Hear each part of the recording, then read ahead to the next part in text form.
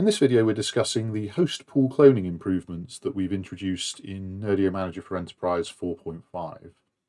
Now, host pool cloning is a really useful feature that allows administrators to clone and replicate the settings that have been assigned to a specific host pool into a new target host pool without having to go through the process of adding a new pool and specifying all of these settings manually.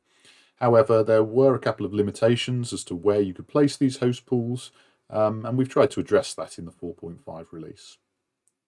In order to begin the process of cloning a host pool, simply select your host pool and choose the Clone Host Pool option.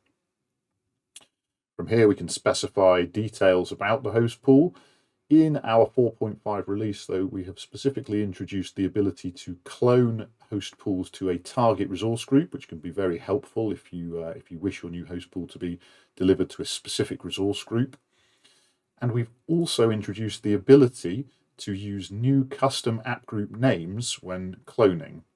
So it could be that this is the US West app group for RDSH, and we want to create a US East app group.